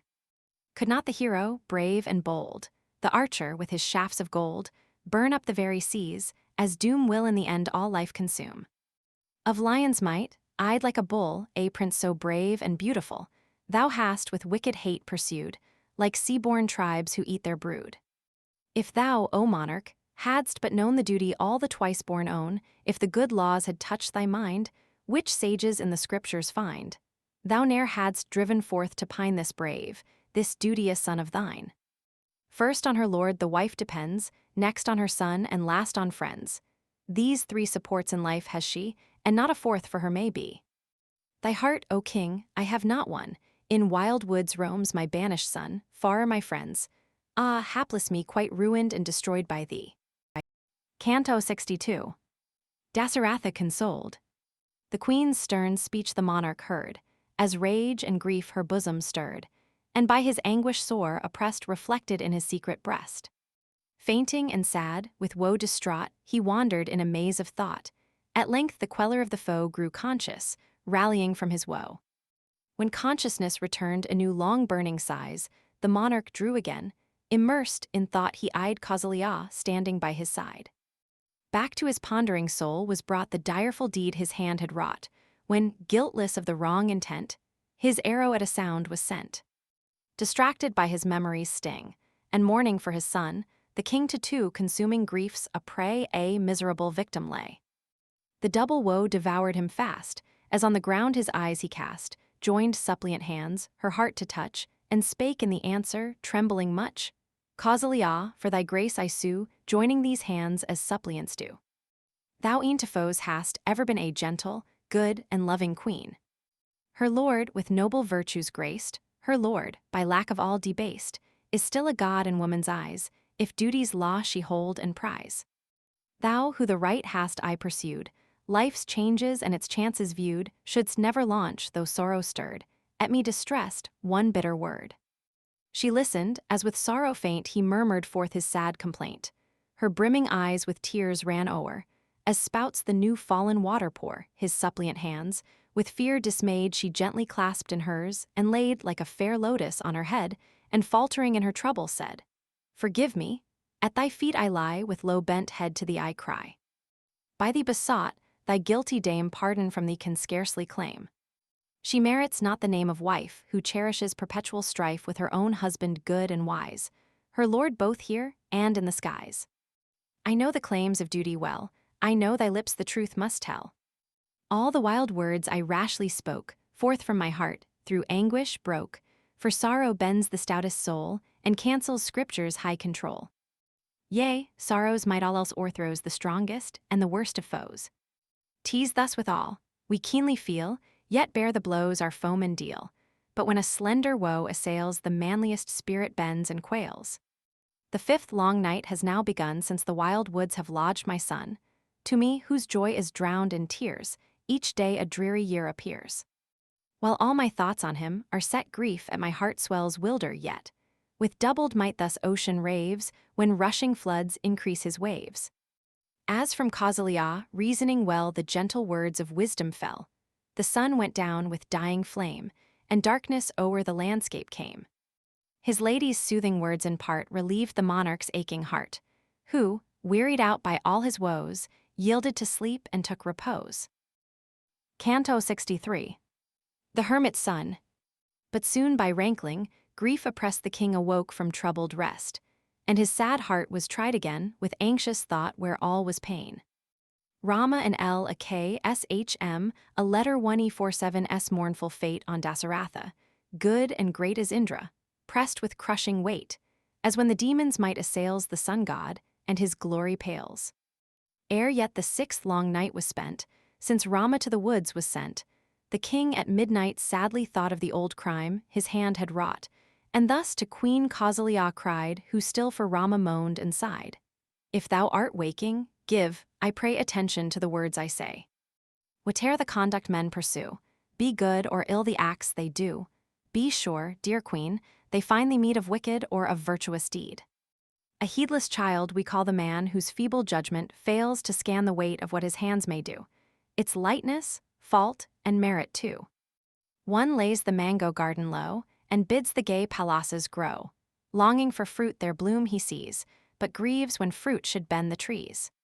Cut by my hand, my fruit trees fell, palasa trees I watered well. My hopes this foolish heart deceive, and for my banished son I grieve. Kausalya, in my youthful prime, armed with my bow I wrought the crime, proud of my skill, my name renowned, an archer prince who shoots by sound.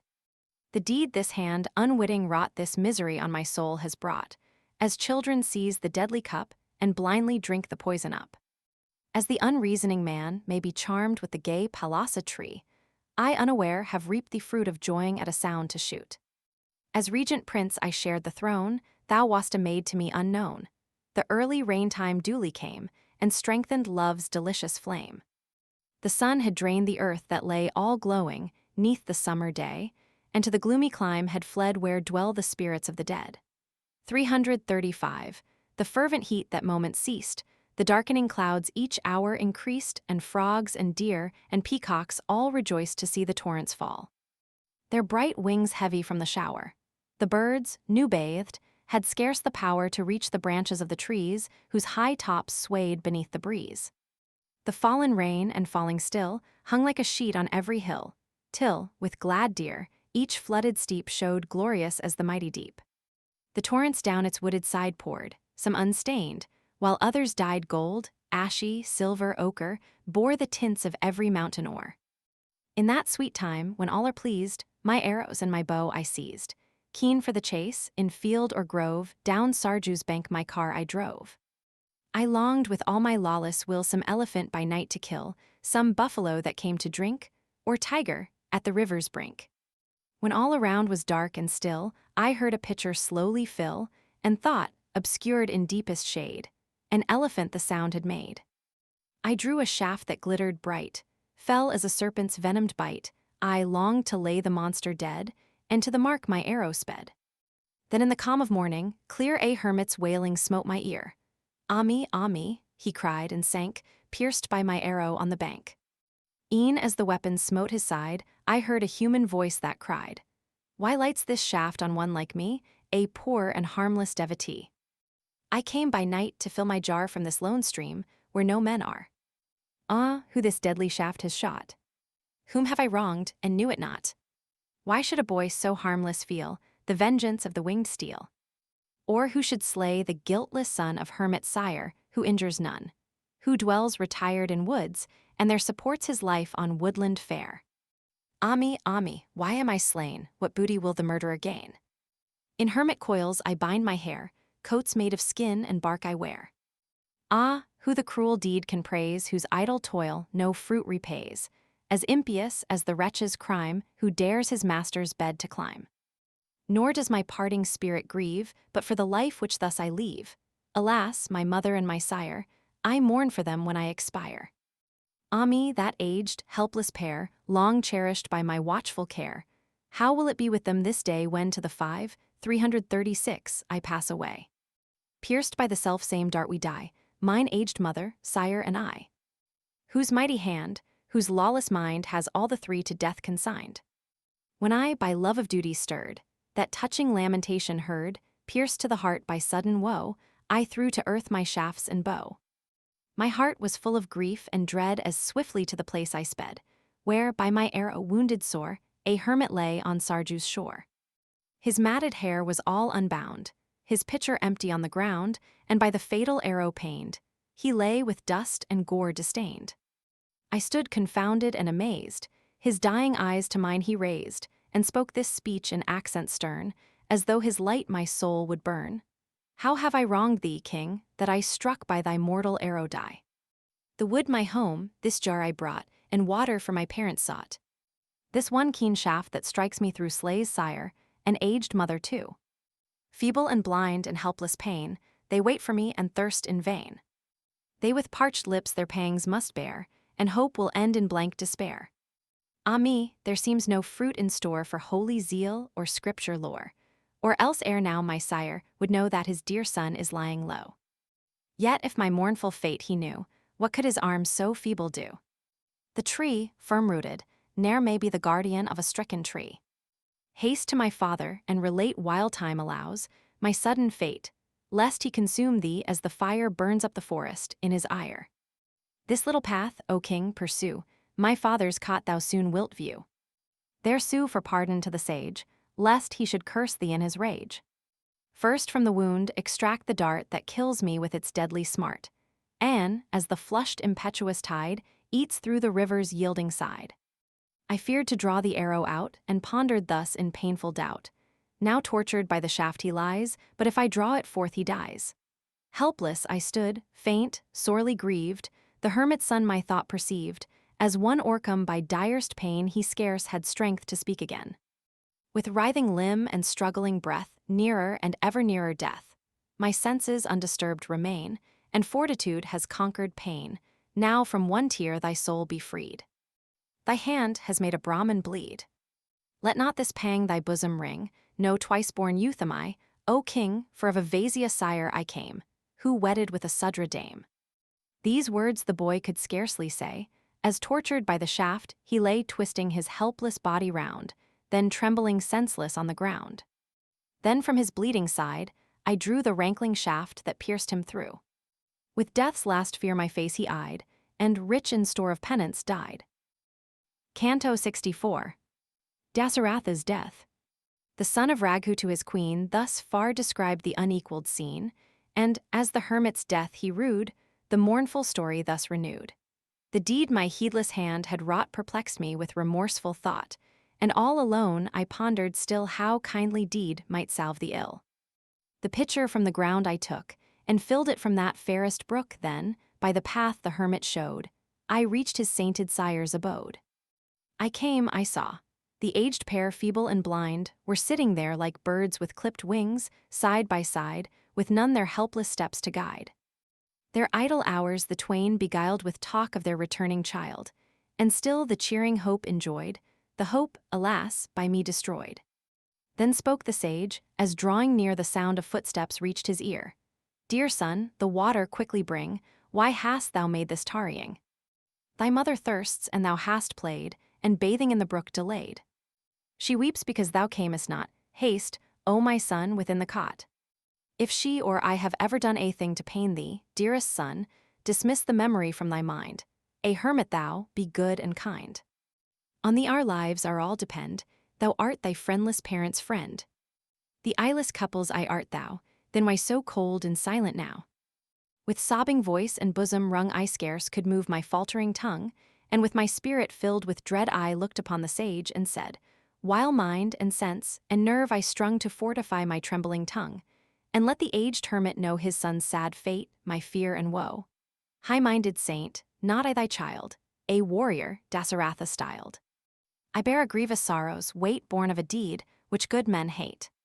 My lord, I came to Sarju's shore, and in my hand my bow I bore for elephant or beast of chase that seeks by night his drinking place. There from the stream, a sound I heard as if ajar the water stirred. An elephant I thought was nigh, I aimed and let an arrow fly. Swift to the place I made my way, and there a wounded hermit lay gasping for breath. The deadly dart stood quivering in his youthful heart. I hastened near with pain oppressed, he faltered out his last behest. And quickly, as he bade me do, from his pierced side the shaft I drew. I drew the arrow from the rent, and up to heaven the hermit went, lamenting, as from earth he passed, his aged parents to the last. Thus unaware the deed was done, my hand, unwitting, killed thy son. For what remains, oh, let me win thy pardon for my heedless sin. As the sad tale of sin, I told the hermit's grief was uncontrolled. With flooded eyes and sorrow faint, thus spake the venerable saint, I stood with hand to hand applied, and listened as he spoke and sighed. If thou, O king, hadst left unsaid by thine own tongue this tale of dread, thy head for hideous guilt accursed had in 1,000 pieces burst. A hermit's blood by warrior spilt, in such a case, with purposed guilt, down from his high estate would bring even the thunder's mighty king. And he a dart who conscious sends against the devotee, who spends his pure life by the law of heaven, that sinner's head will split in 7. Thou livest, for thy heedless hand has wrought a deed thou hast not planned, else thou and all of Raghu's line had perished by this act of thine. Now guide us, thus the hermit said, forth to the spot where he lies dead. Guide us this day, O monarch, we for the last time our son would see. The hermit dress of skin he wore rent from his limbs disdained with gore, his senseless body lying slain, his soul in Yama's dark domain. Alone the mourning pair I led, their souls with woe disquieted, and let the dame and hermit lay their hands upon the breathless clay. The father touched his son, and pressed the body to his aged breast, then falling by the dead boy's side, he lifted up his voice and cried, "Hast thou no word, my child, to say? No greeting for thy sire today? Why art thou angry, darling? Why wilt thou upon the cold earth lie? If thou, my son, art wroth with me, here, duteous child, thy mother see. What? No embrace for me, my son? No word of tender love, not one? Whose gentle voice, so soft and clear, soothing my spirit, shall I hear when evening comes, with accents sweet scripture or ancient lore repeat? Who, having fed the sacred fire, and duly bathed as texts require, will cheer, when evening rites are done, the father mourning for his son? Who will the daily meal provide for the poor wretch who lacks a guide, feeding the helpless with the best berries and roots, like some dear guest? How can these hands subsistence find for thy poor mother, old and blind? The wretched vaders how sustain, who mourns her child in ceaseless pain? Stay yet a while, my darling, stay nor fly to Yama's realm today. Tomorrow I thy sire and she who bare thee child will go with thee. 337, then when I look on Yama, to great Vivasvat's son will cry, "Here, King of justice, and restore our child to feed us, I implore. Lord of the world, of mighty fame, faithful and just, admit my claim, and grant this single boon to free my soul from fear to one like me. Because my son, untouched by stain, by sinful hands thou fallest slain, win, through thy truth, the sphere where those who die by hostile darts repose. Seek the blessed home prepared for all the valiant who in battle fall, who face the foe and scorn to yield, in glory dying on the field. Rise to the heaven where Duntumar and Nahush, mighty heroes, are, where Janimjay and the blessed Dilipa, Sagar, Savia, rest, home of all virtuous spirits, earned by fervent rites and scripture learned, by those whose sacred fires have glowed, whose liberal hands have fields bestowed, by givers of 1,000 cows, by lovers of one faithful spouse, by those who serve their masters well and cast away this earthly shell. None of my race can ever know the bitter pain of lasting woe. But doomed to that dire fate is he whose guilty hand has slaughtered thee." Thus, with wild tears, the aged saint made many a time his piteous plaint. Then, with his wife, began to shed the funeral water for the dead. But in a shape celestial clad, won by the merits of the lad, the spirit from the body brake, and to the mourning parents spake, "A glorious home in realms above rewards my care and filial love.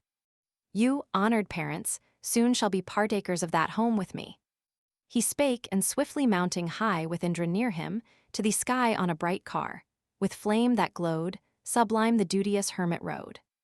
The father, with his consort's aid, the funeral rites with water paid, and thus his speech to me renewed, who stood in suppliant attitude. "Slay me this day, oh, slay me, king, for death no longer has a sting. Childless am I, thy dart has done to death my dear, my only son. Because the boy I loved so well slain by thy heedless arrow fell, my curse upon thy soul shall press with bitter woe and heaviness. I mourn a slaughtered child, and thou shalt feel the pangs that kill me now. Bereft and suffering e'en as I, so shalt thou mourn thy son, and die. Thy hand unwitting dealt the blow that laid a holy hermit low, and distant, therefore, is the time when thou shalt suffer for the crime. The hour shall come when, crushed by woes like these I feel, thy life shall close, a debt to pay in after days like his the priestly fee who pays. This curse on me the hermit laid, nor yet his tears and groans were stayed. Then on the pyre their bodies cast the pair, and straight to heaven they passed.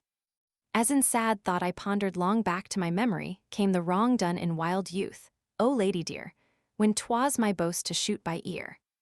The deed has borne the fruit, which now hangs ripe upon the bending bough, thus dainty meets the palate please, and lure the weak to swift disease. Now on my soul return with dread the words that noble hermit said, that I for a dear son should grieve, and of the woe my life should leave. Thus spake the king with many a tear, then to his wife he cried in fear, I cannot see thee, love, but lay thy gentle hand in mine, I pray. Ah me, if Rama touch me thus, if once, returning home to us, he bade me wealth and lordship give, then, so I think, my soul would live. Unlike myself, unjust and mean have been my ways with him, my queen, but like himself is all that he, my noble son, has done to me. His son, though far from right he stray, what prudent sire would cast away? What banished son would check his ire, nor speak reproaches of his sire? I see thee not, these eyes grow blind, and memory quits my troubled mind. Angels of death are round me, they summon my soul with speed away. What woe more grievous can there be that, when from light and life I flee, I may not, ere I part, behold my virtuous Rama, true and bold. Grief for my son, the brave and true, whose joy it was my will to do, dries up my breath, as summer dries the last drop in the pool that lies. Not men but blessed gods are they whose eyes shall see his face that day, see him, when 14 years are past, with earrings decked return at last. My fainting mind forgets to think, low and more low my spirits sink. Each from its seat my senses steal, I cannot hear or taste or feel. This lethargy of soul o'ercomes each organ, and its function numbs, so when the oil begins to fail, the torch's rays grow faint and pale. This flood of woe caused by this hand destroys me helpless and unmanned, resistless as the floods that bore a passage through the river shore. Ah Raghu's son, ah mighty armed, by whom my cares were soothed and charmed, my son in whom I took delight, now vanished from thy father's sight. Kausalya, ah I cannot see Sumitra, gentle devotee. Alas, Kaikeyí, cruel dame, my bitter foe, thy father's shame. Kausalya and Sumitra kept their watch beside him as he wept. And Dasaratha moaned and sighed, and grieving for his darling died. Canto 65. The Women's Lament. And now the night had passed away, and brightly dawned another day. The minstrels, trained to play and sing, flocked to the chamber of the king. Bards, who their gayest raiment wore, and heralds famed for ancient lore, and singers, with their songs of praise, made music in their several ways. There, as they poured their blessings choice, and hailed their king with hand and voice, their praises with a swelling roar echoed through court and corridor. Then, as the bards his glory sang, from beaten palms loud answer rang, as glad applauders clapped their hands, and told his deeds in distant lands. The swelling concert woke a throng of sleeping birds to life and song, some in the branches of the trees, some caged in halls and galleries. Nor was the soft string music mute, the gentle whisper of the lute, and blessings sung by singers skilled the palace of the monarch filled. Eunuchs and dames of life unstained, each in the arts of waiting trained, drew near attentive as before, and crowded to the chamber door. These skillful when and how to shed the lustral stream o'er limb and head, others with golden ewers stood of water stained with sandal wood. And many a maid, pure, young, and fair, her load of early offerings bear, cups of the flood which all revere, and sacred things and toilet gear. Each several thing was duly brought as rule of old observance taught, and lucky signs on each impressed stamped it the fairest and the best. They're anxious, in their long array all waited till the shine of day, but when the king nor rose nor spoke, doubt and alarm within them woke. Forthwith the dames, by duty led, attendants on the monarch's bed, within the royal chamber pressed to wake their master from his rest. Skilled in the lore of dreaming, they first touched the bed on which he lay. But none replied, no sound was heard, nor hand, nor head, nor body stirred. They trembled, and their dread increased, fearing his breath of life had ceased, and bending low their heads, they shook like the tall reeds that fringe the brook. In doubt and terror down they knelt, looked on his face, his cold hand felt, and then the gloomy truth appeared of all their hearts had darkly feared. Kausalya and Sumitra, worn with weeping for their sons, forlorn woke not, but lay in slumber deep and still as death's unending sleep. Bowed down by grief, her color fled, her wonted luster dull and dead, Kausalya shone not, like a star obscured behind a cloudy bar. Beside the king's her couch was spread, and next was Queen Sumitra's bed, who shone no more with beauty, glow, her face bedewed with tears of woe. There lapped in sleep each wearied queen, there as in sleep, the king was seen, and swift the troubling thought came o'er their spirits that he breathed no more. At once with wailing loud, and high the matrons shrieked a bitter cry, as widowed elephants bewail their dead lord in the woody vale. At the loud shriek that round them rang, Kausalya and Sumitra sprang awakened from their beds, with eyes wide open in their first surprise. Quick to the monarch's side they came, and saw and touched his lifeless frame. One cry, "O husband!" Forth they sent, and prostrate to the ground they went. The king of Kozel's daughter, 338 there writhed, with the dust on limb and hair lusterless, as a star might lie hurled downward from the glorious sky. When the king's voice in death was stilled, the women who the chamber filled saw, like a widow elephant slain, Ayodhyá prostrate in her pain. Then all the monarch's ladies, led by Queen Kaikeyí at their head, poured forth their tears, and weeping so, sank on the ground, consumed by woe. The cry of grief so long and loud went up from all the royal crowd that, doubled by the matron train, it made the palace ring again. Filled with dark fear and eager eyes, anxiety and wild surmise, echoing with the cries of grief of sorrowing friends who mourned their chief, dejected, pale with deep distress, hurled from their height of happiness. Such was the look the palace wore where lay the king who breathed no more. Canto 66. The Embalming. Ayodhyá's eyes with tears o'erflowed, weighed down by varied sorrows, load on her dead lord her gaze she bent, who lay like fire whose might is spent, like the great deep with waters dry, or like the clouded sun on high. Then on her lap she laid his head, and on Kaikeyí looked and said, "Triumphant now enjoy thy reign, without a thorn thy side to pain. Thou hast pursued thy single aim, and killed the king, O wicked dame. Far from my sight my Ráma flies, my perished lord has sought the skies. No friend, no hope my life to cheer, I cannot tread the dark path here. Who would forsake her husband? Who that God to whom her love is due, and wish to live 1 hour, but she whose heart no duty owns like thee? The ravenous sees no fault, his greed will e'en on poison blindly feed. Kaikeyí, through a humpback maid, this royal house in death has laid. King Janak, with his queen, will hear heart rent like me the tidings drear of Ráma banished by the king, urged by her impious counseling. No son has he, his age is great, and sinking with the double weight, he for his darling child will pine, and pierced with woe his life resign. Sprung from Vidha's monarch, she a sad and lovely devotee roaming the wood, unmeet for woe will toil and trouble undergo. She in the gloomy night with fear the cries of beast and bird will hear, and trembling in her wild alarm will cling to Ráma's sheltering arm. Ah, little knows my duteous son that I am widowed and undone, my Ráma of the lotus eye, gone hence, alas, to die. Now, as a living wife and true, I, e'en this day, will perish too. Around his form these arms will throw, and to the fire with him will go. Clasping her husband's lifeless clay, while the weeping Vaders lay, till chamberlains removed her thence o'ercome by sorrow's violence. Then in a cask of oil they laid him who in life the world had swayed, and finished, as the lords desired, all rites for parted souls required. The lords, all-wise, refused to burn the monarch ere his son's return, so for a while the corpse they set embalmed in oil, and waited yet.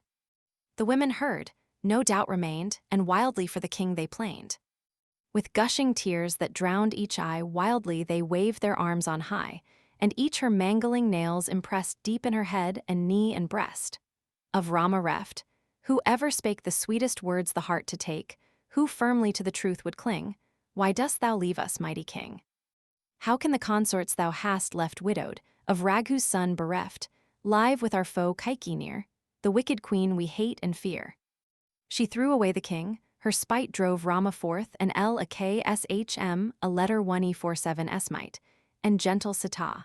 How will she spare any, whosoe'er it be? Oppressed with sorrow, tear disdained, the royal women thus complained. Like night when not a star appears, like a sad widow drowned in tears, Ayodhyá's city, dark and dim, reft of her lord was sad for him. When thus for woe the king to heaven had fled, and still on earth his lovely wives remained. With dying light the sun to rest had sped, and night triumphant o'er the landscape reigned. Canto 67. The Praise of Kings. That night of sorrow passed away, and rose again the god of day. Then all the twice-born peers of state together met for high debate. Javali, lord of mighty fame, and Gautam and Kaikeyí came, and Markandaya's reverend age, and Vamadeva, glorious sage, sprung from Mudgaliya's seed the one, the other ancient Kasyap's son. With lesser lords these Brahmins each spoke in his turn his several speech, and turning to V. a execute ish letter 1e60h, best of household priests him thus addressed. The night of bitter woe has passed, which seemed 100 years to last. Our king, in sorrow for his son, reunion with the five has won. His soul is where the blessed are, while Rama roams in woods afar. And LKSHM, a letter 1e47, bright in glorious deeds, goes where his well-loved brother leads.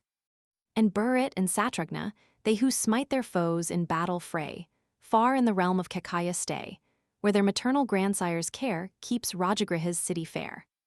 Let one of old Ikshvaku's race obtain this day the sovereign's place, or havoc and destruction straight our kingless land will devastate.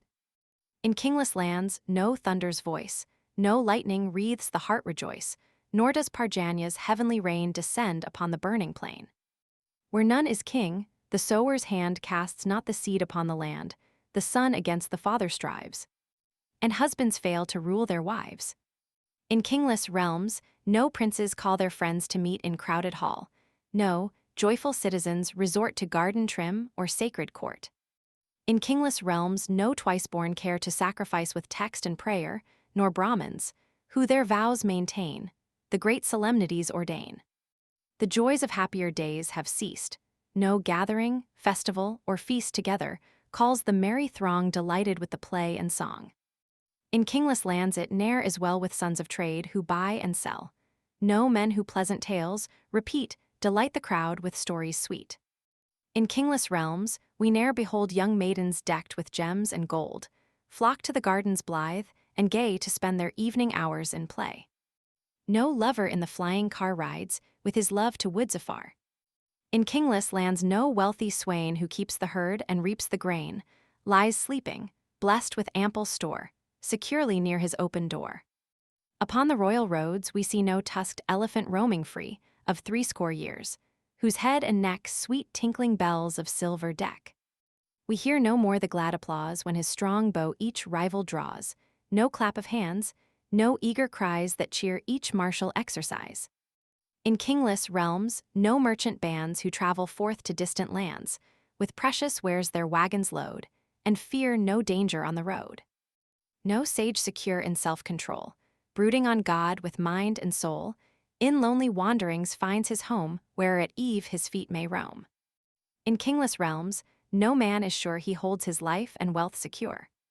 In kingless lands, no warriors smite the foeman's host in glorious fight.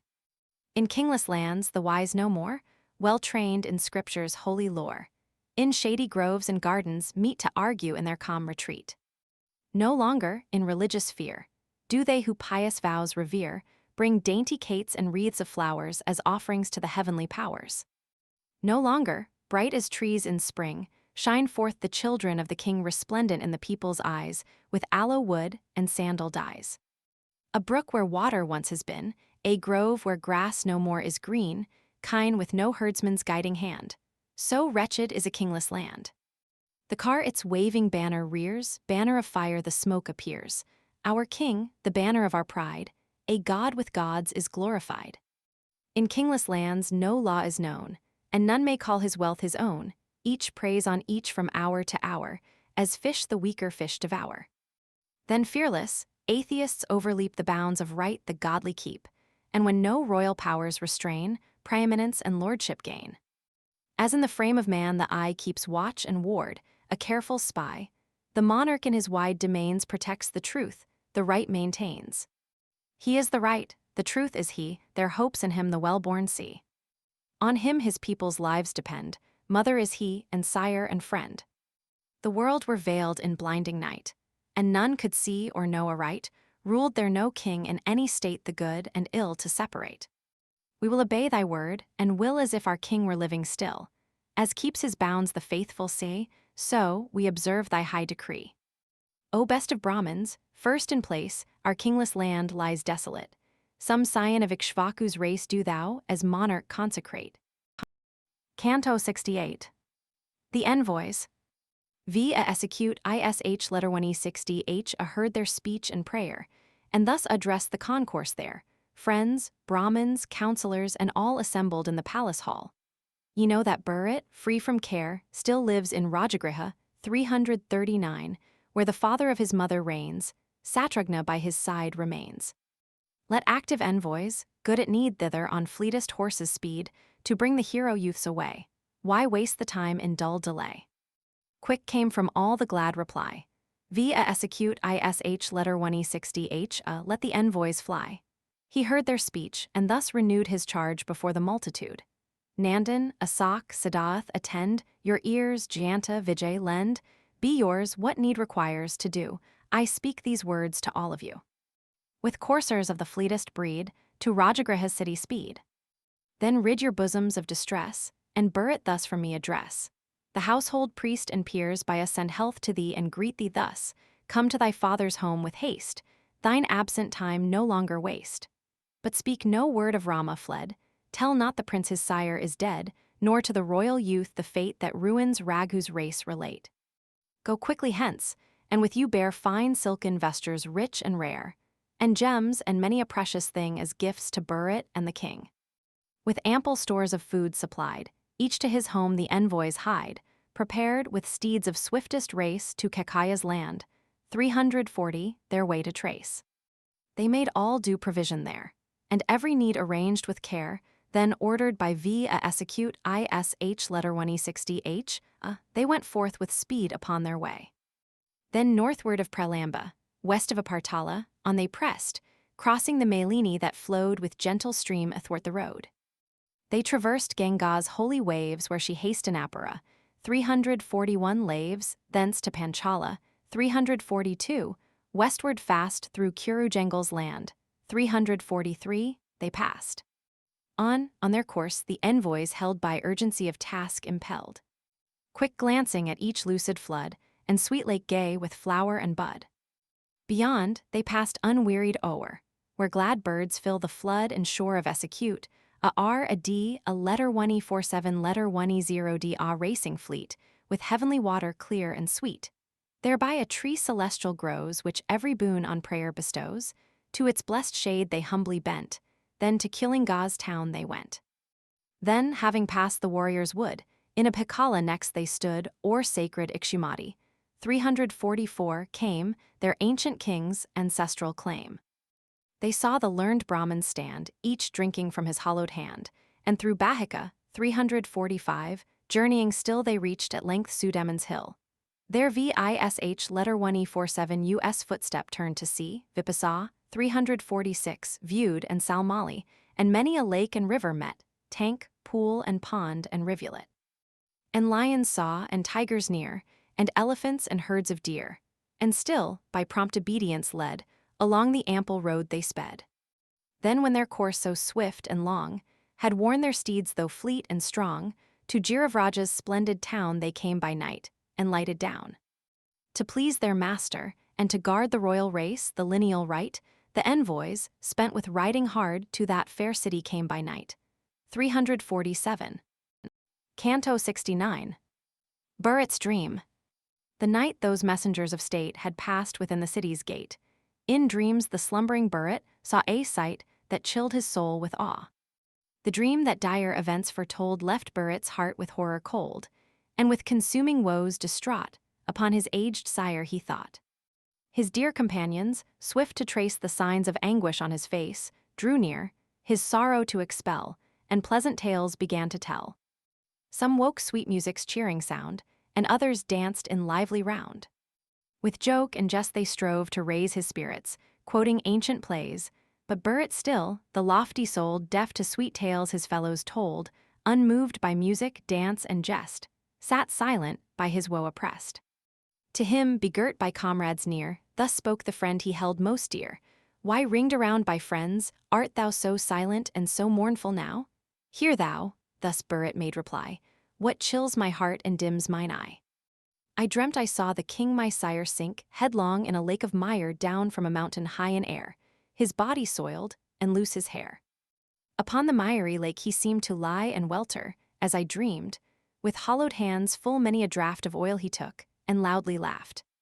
With head cast down I saw him make a meal on sesamum and cake, the oil from every member dripped, and in its clammy flood he dipped. The ocean's bed was bare and dry, the moon had fallen from the sky, and all the world lay still and dead, with whelming darkness overspread. The earth was rent and opened wide, the leafy trees were scorched, and died. I saw the seated mountains split, and wreaths of rising smoke emit. The stately beast the monarch rode, his long tusks rent and splintered showed, and flames that quenched and cold had lain blazed forth with kindled light again. I looked, and many a handsome dame, arrayed in brown and sable, came and bore about the monarch, dressed on iron stool in sable vest. And then the king, of virtuous mind, a blood-red wreath around him twined, forth on an ass-drawn chariot sped, as southward still he bent his head. Then, crimson-clad, a dame appeared who at the monarch laughed and jeered, and a she-monster, dire to view, her hand upon his body threw. Such is the dream I dreamt by night, which chills me yet with wild affright. Either the king or Rama, I or LKSHM, a letter 1E47 now, must surely die. For when an ass-drawn chariot seems to bear away a man in dreams, be sure above his funeral pyre, the smoke soon rears its cloudy spire. This makes my spirit low and weak, my tongue is slow and loth to speak, my lips and throat are dry for dread, and all my soul disquieted. My lips, relaxed, can hardly speak, and chilling dread has changed my cheek. I blame myself in aimless fears, and still no cause of blame appears. I dwell upon this dream of ill, whose changing scenes I viewed, and on the startling horror still my troubled thoughts will brood. Still to my soul these terrors cling, reluctant to depart, and the strange vision of the king still weighs upon my heart.